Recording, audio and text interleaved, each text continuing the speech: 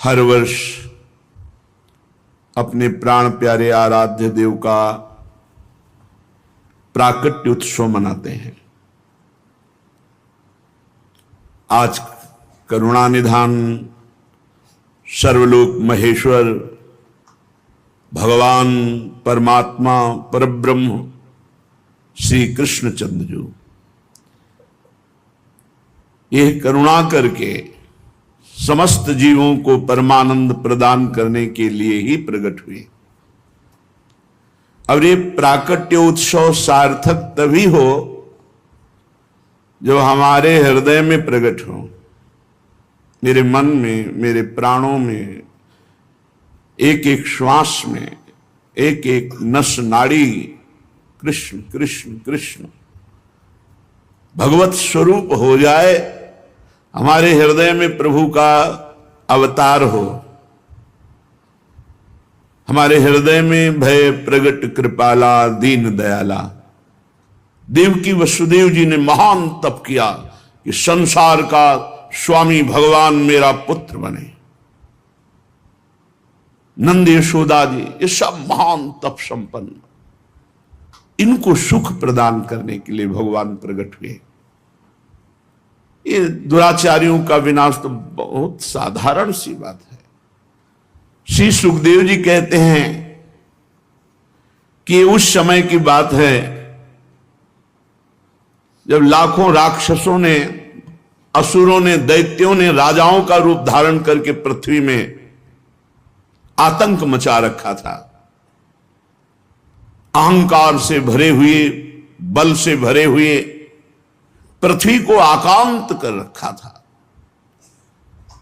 आक्रांत पृथ्वी त्राण पाने के लिए रो रही थी। ये उस समय की बात है जब यदुवंशी राजा शूरसेन माथुर मंडल, शूरसेन मंडल का मथुरापुरी में रह करके शासन करते थे। ये मथुरा समस्त यदुवंशी नरपतियों की राजधानी थी। मथुरा में सदैव भगवान की उपस्थिति पाई गई है। मथुरा में सूर्य के पुत्र वसुदेव जी का विवाह देवकी जी के साथ हुआ। ये उस समय की बात है जब नवविवाहिता पत्नी देवकी को रथ पर विराजमान करके वसुदेव जी ले जा रहे थे। कंस बड़ा बलवान, स्वभाव में धूर्तता, वसुदेव जी से कहा मैं रथ हाँकूंगा, मेरी बहन है। और रथ के घोड़ों की लगाम पकड़ ली, स्वयं रथ हाँकने लगा। रथ चल पड़ा। जिस समय घोड़ों की लगाम पकड़कर कंस रथ हाँक रहा था, उसी समय स्पष्ट आकाशवाणी हुई, अरे मूर्ख, जिसको तू रथ में बैठाल कर लिए जा रहा है, उसकी 8वें गर्भ की संतान तुझे मार डालेगी। भोजवंश का कलंक। आकाशवाणी सुनते ही कूद पड़ा रथ से, तलवार खींच ली और बाल पकड़े देवकी के। वसुदेव देवकी के लिए आदेश किया, तत्काल हथकड़ी बेड़ियों से जकड़ करके इनको कैद खाने में डाल दिया जाए और बहुत ही कठोर पहरा लगा दिया जाए। वर्ष वर्ष में जो संतान होती मारता गया, उसे हर बार शंका बनी रहती, पता नहीं वो भगवान किन बालक के रूप में प्रकट हो जाए। परीक्षित, पृथ्वी में बात प्रायः देखी जाती है कि अपने प्राणों का ही पोषण करने वाले जो लोभी लोग होते हैं, वो चाहे राजा हो चाहे कोई भी हो, वो अपने स्वार्थ की पूर्ति के लिए माता पिता भाई बंधु किसी की भी हत्या कर सकते हैं। माता की, पिता की, भाई की, बंधु की, मित्रों की, इष्ट की, किसी की भी। ऐसे स्वार्थी पुरुषों से कभी मित्रता नहीं रखनी चाहिए, इन्हें हानि ही होती है। जब कंस ने एक एक करके देवकी जी के 6 बालक मार डाले, तब देवकी के 7वें गर्भ में भगवान के अंश स्वरूप अनंत महिमा अनंत बलशाली भगवान शेष जी पधारे देवकी जी के गर्भ में। अनंत भगवान जब 7वें गर्भ के रूप में देवकी के उदर में पधारे, बड़ा आनंद। पर देवकी जी को लगा कि कंस इसे भी मार डालेगा, इसलिए वो रुदन करने लगी। विश्वात्मा भगवान ने देखा कि माता को बहुत दुख है और यदुवंशियों को कंस सताए ही जा रहा है, तो अपनी योग माया का स्मरण किया और योग माया को आदेश किया, देवी कल्याणी तुम ब्रज में जाओ, वह प्रदेश ग्वालों और गौओं से सुशोभित है। वहां नंद बाबा के गोकुल में वसुदेव जी की पत्नी रोहिणी गुप्त रूप से निवास कर रही। उनकी और भी पत्नियां कंस के डर से गुप्त स्थानों में रह रही।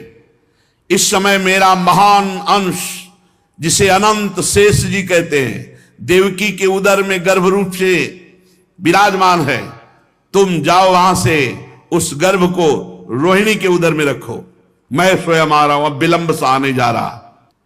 अब मैं समस्त ज्ञान बल आदि अंशों के साथ देवकी का पुत्र बनूंगा और नंद बाबा की पत्नी यशोदा के गर्भ से तुम प्रकट हो। योग माया को आदेश किया। जब योग माया ने देवकी का गर्भ ले जाकर रोहिणी के उदर में रख दिया, तब समस्त द्वारपाल और सब जगह खबर पहुंच गई, गर्भ नष्ट हो गया देवकी। किसी को आंतरिक पता तो है नहीं। नगरवासी बहुत कि बेचारी के 6 तो मार डाले गए और 7वां गर्भ नष्ट हो गया। हाय कितना कष्ट देवकी को है। देवकी जी भगवान का निवास स्थान बन गई। परीक्षित, अब समस्त शुभ गुणों से युक्त बहुत सुहावना समय आया। रोहिणी नक्षत्र था। आकाश के सभी नक्षत्र ग्रह और तारे सौम्य हो रहे थे। अब तो काले काले मेघ आकर मंडराने लगे और धीरे धीरे गर्जना करते हैं। भारी वर्षा प्रारंभ। जन्म मृत्यु के चक्र से छुड़ाने वाले जनार्दन भगवान का अवतार समय निशीत रात के 12 बजे। उसी समय सबके हृदय में विराजमान भगवान देवरूपिणी देवकी के सामने प्रकट हुए। श्री भगवान ने कहा, देवी स्वयंभू मनवंतर में जब तुम्हारा पहला जन्म हुआ था, उस समय तुम्हारा नाम था प्रश्नी और ये वसुदेव श्रुतपा नाम के प्रजापति थे। तुम दोनों के हृदय में बड़े ही शुद्ध भाव थे। जब ब्रह्मा जी ने तुम दोनों को संतान उत्पन्न करने की आज्ञा दी, तब तुम लोगों ने इंद्रियों का दमन करके उत्कृष्ट तपस्या की। तुम दोनों ने वर्षा, वायु, घाम, शीत, उष्ण आदि काल के विभिन्न गुणों को सहन किया और प्राणायाम के द्वारा अपने मन के मल को धो डाला। तुम दोनों ने सूखे पत्ते खाकर फिर हवा पीकर केवल तपस्या की। अभीष्ट वर प्राप्त करने की इच्छा से मेरी आराधना की। कितना कठिन तप। मुझ में चित्त लगाकर ऐसा परम दुष्कर घोर तप करते हुए देवताओं के 12,000 वर्ष व्यतीत हो गए। पुण्यमयी देवी, उस समय में तुम दोनों पर प्रसन्न हुआ, क्योंकि तुम दोनों तपस्या, श्रद्धा, प्रेममयी भक्ति से अपने हृदय में नित्य निरंतर मेरी भावना की थी। जैसा मैं आज तुम्हारे सामने प्रकट हुआ हूं, ऐसा उस समय भी प्रकट हुआ था और तुमसे कहा वरदान मांगो। तब तुम दोनों ने कहा, आप जैसा पुत्र मुझे चाहिए। तो मेरे जैसा तो सिर्फ मैं ही हूं। तो मेरे जैसा पुत्र, तो मैंने ये वरदान दिया कि मैं ही स्वयं तुम्हारा पुत्र बनकर आऊं। ये छोटी मोटी तपस्या का फल नहीं है, आप देख लीजिए। अगर आप जीवन भर रामकृष्ण हरि भगवान नाम जपते हुए भगवत प्राप्त हो जाते तो कितना सरल है, कितना सरल है इसीलिए धन्य है ये कलयुग जो कम समय में भगवत प्राप्ति, केवल भगवान नाम जप और थोड़ा सा केवल पापाचरण से अपने को बचा लो तो भगवत प्राप्ति हो जाएगी। हे माता जी, मैंने देखा कि संसार में शील, स्वभाव, उदारता, अन्य गुणों में मेरे जैसा कोई नहीं, इसलिए मैं ही तुम्हारा पुत्र हुआ हूं। मैं ही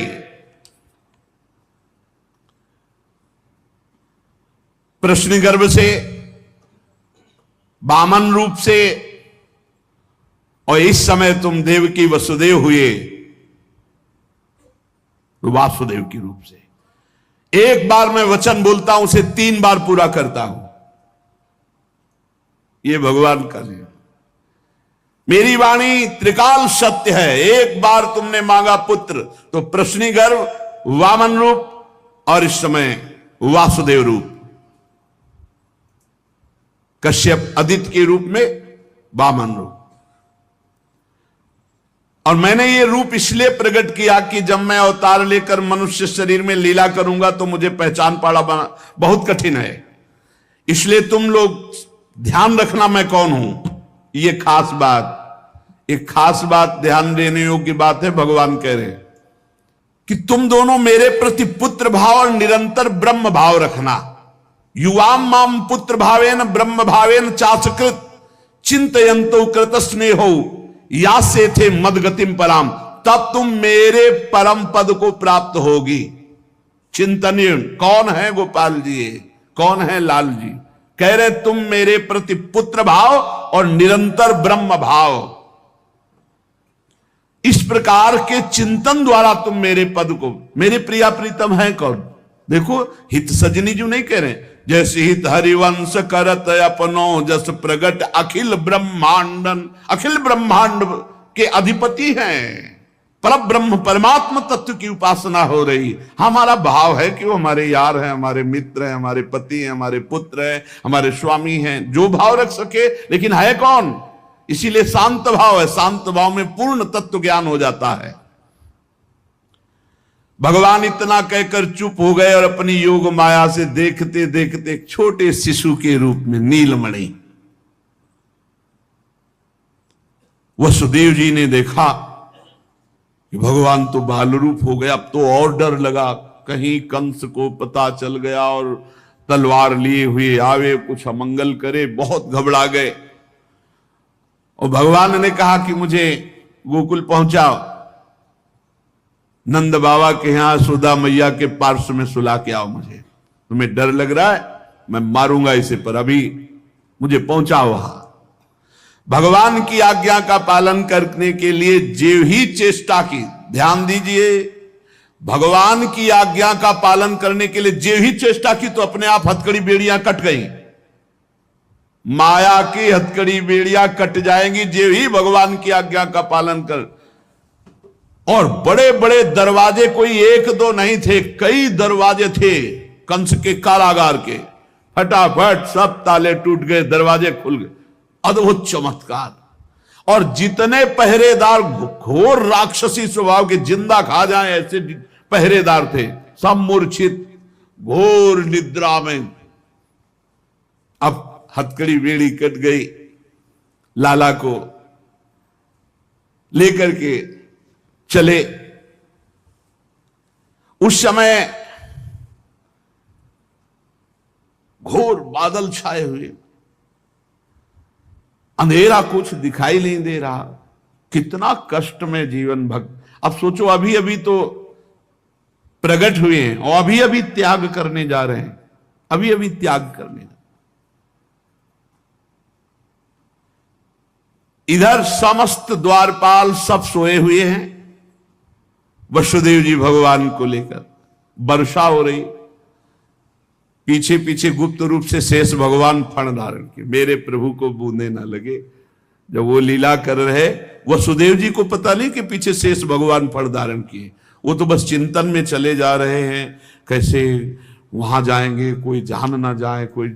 और वहां पहले ही योग माया ने पूरी व्यवस्था करी, पूरा का पूरा परिकर सब बेहोश है दिन में, किसी को सुध नहीं है।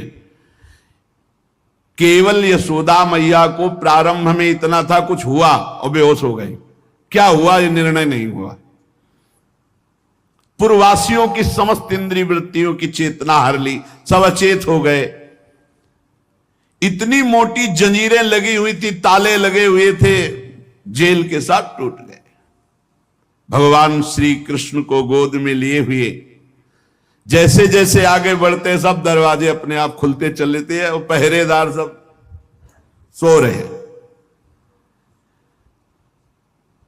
बादल नजदीक आकर मानो बरस रहे हो, ऐसे लटक लटक के बादल।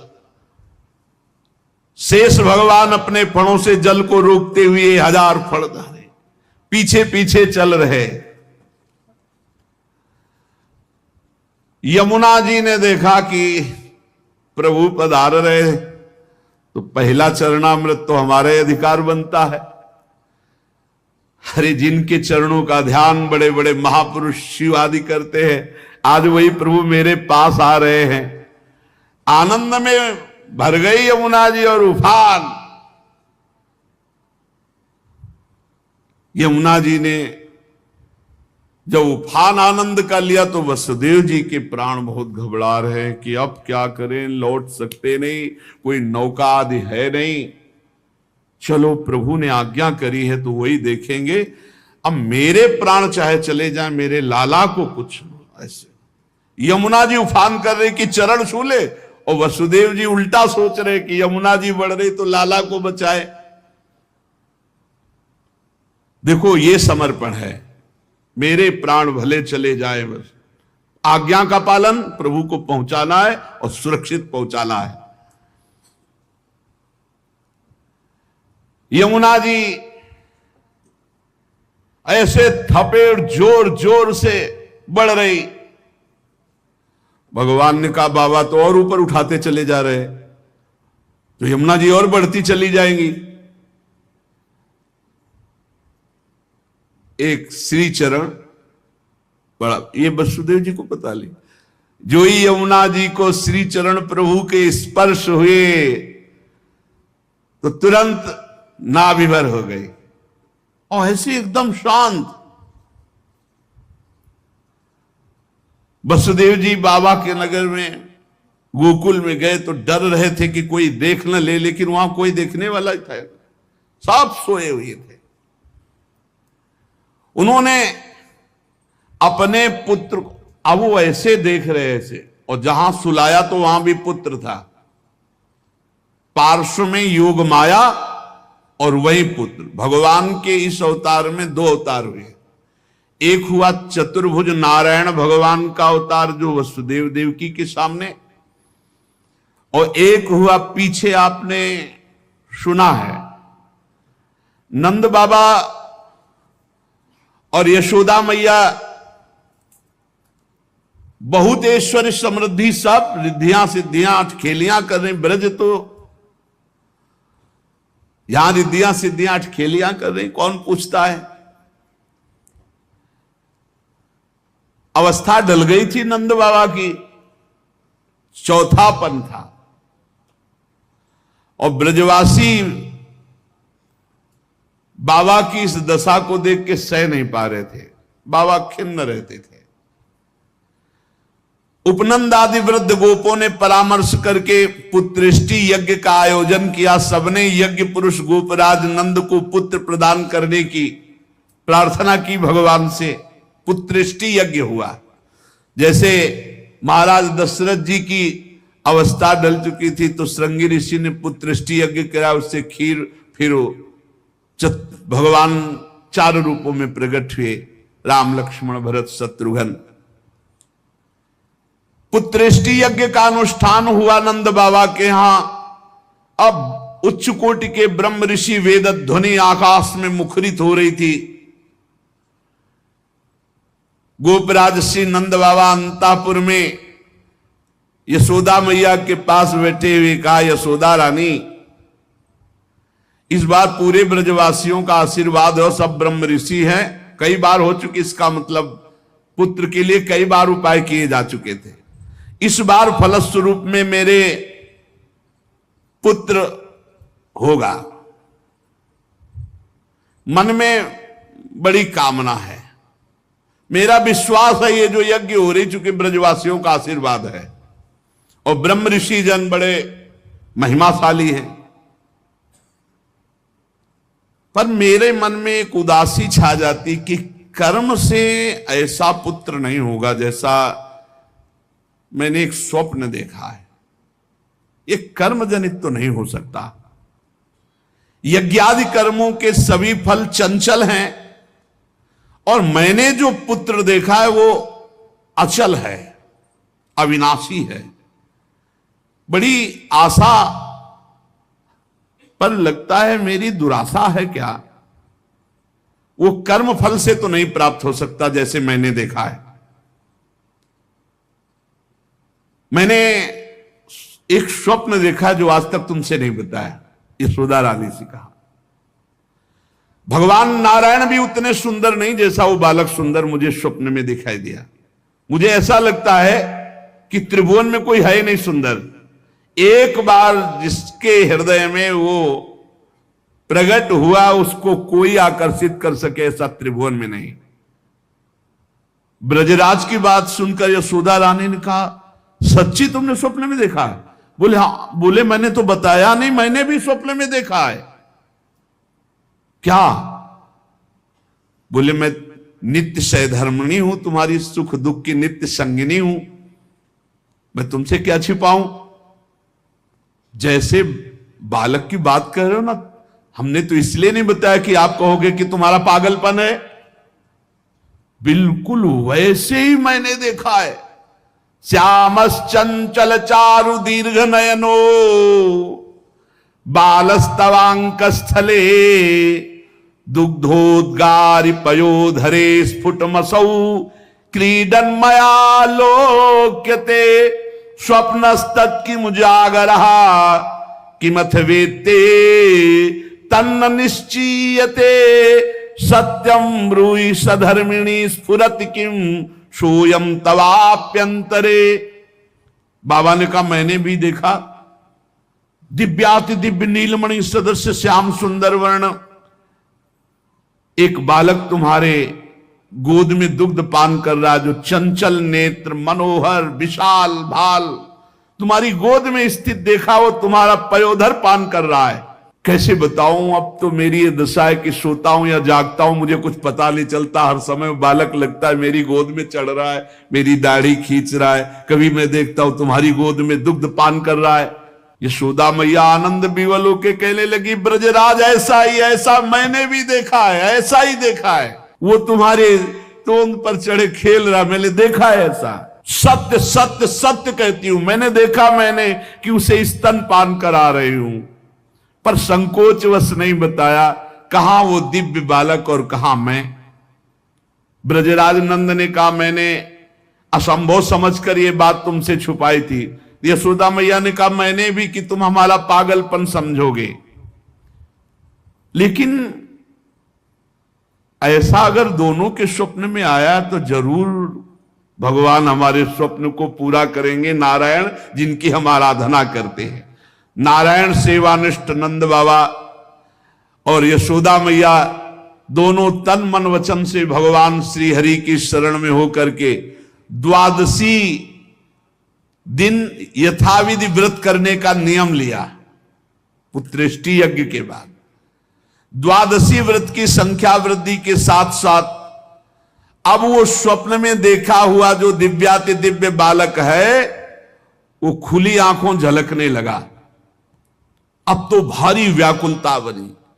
व्रतानुष्ठान सर्वांग पूर्ण संपन्न हुआ तो एक दिन देखा कि स्वप्न में भगवान श्री हरि आए और मधुर वाणी में बोले, नंद यशोदा तुम मुझ में आसक्त और मेरे परम भक्त हो, तुम इतने खिन्न क्यों हो रहे हो।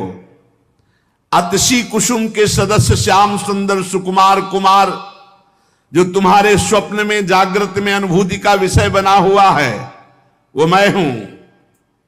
निकुंज विलासी श्री ठाकुर जी ने कहा, जगत में वात्सल्य प्रेम का प्रचार करने के लिए मेरी प्रेरणा से द्रोण और धरा के रूप में तुम स्वर्ग से आविर्भूत हुए हो। कल्पों तपस्या की है मेरी प्राप्ति के लिए, जो ब्रह्मादि के लिए अलभ्य है। सौभाग्य है कि वो तुम्हें प्राप्त हो रहा है। उसी फल का आस्वादन करने के लिए अब तुम तैयार हो जाओ। चिंता मत करो गोपराज, मैं प्रकट होने वाला हूं।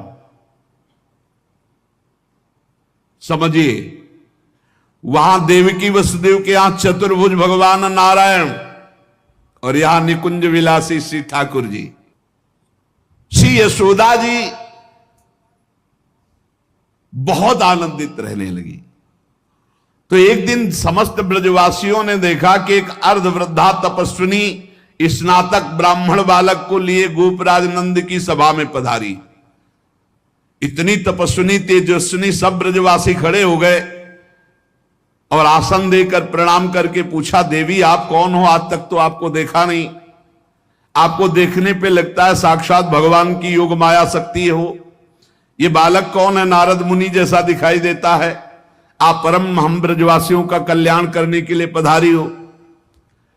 गोपराज के सभासदों की बात सुनकर तपस्विनी ने मुस्कुराकर कहा, मेरा नाम पौर्णमासी है। मैं महान तपस्विनी और दैवज्ञा हूं। तीनों काल का मुझे ज्ञान है। और ये जो बालक है, तुमने कहा नारद जी जैसा, इसका नाम मधुमंगल है। ये बालक स्नातक है। इसका दर्शन करके नारद जी का स्मरण होना उचित ही है। ये संपूर्ण वृत्ति नारद जी वाली ही रखता है। तपस्विनी की बात सुनकर गोपराज सभा के सदस्यों ने हाथ जोड़कर पूछा, देवी हम आपकी सेवा करने योग्य बिल्कुल ही नहीं है। इस पर भी आपने हम लोगों पर महती कृपा की। मेरी कुछ समझ में नहीं आ रहा कि आप यहां क्यों पधारी। तो उन्होंने कहा, तुम लोगों को पता नहीं, एक अनिर्वचनीय महासौभाग्य उपस्थित होने वाला है, इसलिए मैं यहां आई हूं। सबके पूछने पर पौर्णमासी ने बताया, तुम लोगों के प्राणाधिक प्रीतम गोपराज नंद के यहां एक पुत्र होने वाला है, जो अखिल जगत को आनंद सिंधु में निमग्न कर देने वाला होगा। पौर्णमासी की बात सुनकर सभी परमानंद में उल्लसित पुलकित गदगद वाणी से कहने लगे, देवी आपके शुभागमन से हमारा ये ब्रज जो है महान तीर्थ हो गया। आपके लिए कृष्णांतिके यमुना जी के समीप हम एक पर्णशाला कुटी बना देते हैं। ये बात जब पौर्णमासी जी ने सुना तो उन्होंने कहा, ठीक ठीक, कृष्णांतिके अर्थात कृष्ण के समीप, ठीक तुम्हारी बात निकल गई। जो बालक होगा उसका नाम कृष्ण होगा। नंद नंदन के रूप में स्वयं प्रभु पधार रहे। पौर्णमासी देवी कालिंदी तट के समीप पर्णशाला में भगवान के दर्शन की अभिलाषा से निवास करने लगी। पौर्णमासी देवी देवर्षि नारद जी की शिष्या और श्री कृष्ण के आगे जो गुरु बनेंगे संदीपनी जी, उनकी माता हैं। ये संदीपनी मुनि की माता हैं ये पौर्णमासी देवी। ये महान शक्तिमती थी और श्री कृष्ण की मधुर लीला को सब प्रकार से जानती थी। भगवान की लीला का आनंद बढ़ाने के लिए मस्खरे मनसुखा के रूप में वो मधुमंगल। तो भगवान का जो ऐश्वर्य में अवतार हुआ वो जेल में, और जो माधुर्य में अवतार हुआ ये नंद बाबा के यहां। तो जो ऐश्वर्य में अवतार वापस गया, तो आप देखिएगा अक्रूर जी के साथ अक्रूर जी ने देखा जल में डुबकी लगाकर शेष सैया पर चतुर्भुज नारायण सेन, और हमारे द्विभुज मुरली मनोहर वृंदावनम परित्यज्य पादमेकम न गच्छति, वो कभी यहां से नहीं गए। जो गए तो देखो यहीं से निकलते ही चतुर्भुज हो गए। मथुरा में चतुर्भुज, द्वारिका में हमारे द्विभुज मुरली मनोहर नंद यशोदा के लाड़िले, वो कभी एक कदम ब्रज से बाहर नहीं गए।